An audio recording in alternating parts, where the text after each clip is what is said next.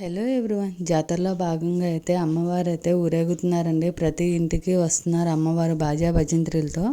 So ఇక్కడ మేము వచ్చేసి అయితే అమ్మవారికి పసుపు కుంకుమ పెట్టడానికి అయితే అన్నీ రెడీ చేసి అయితే పెట్టుకున్నామండి.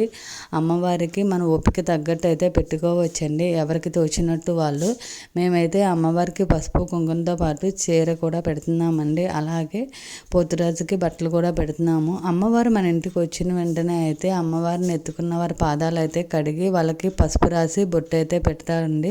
అవి పెట్టిన తర్వాత అయితే మనం లోపలికి తీసుకువెళ్తాము. అమ్మవారిని లోపలికి తీసుకువెళ్ళినాక అమ్మవారికి పూజ చేస్తామండి. పసుపు కుంకుమలతో పూజ చేసి తర్వాత వచ్చేసి మనం ఏవైతే బట్టలు పెట్టాలనుకుంటున్నామో అమ్మవారికి పసుపు కుంకుమ అయితే అమ్మవారికి పెట్టుకుంటామండి. సో వాటితో పాటు అమ్మవారికి సలివిడి, వడపప్పు, పానకం కూడా అయితే సమర్పిస్తారండి. ఇవన్నీ అయినాకైతే అమ్మవారికి మనతో హారతి ఇప్పిస్తారు.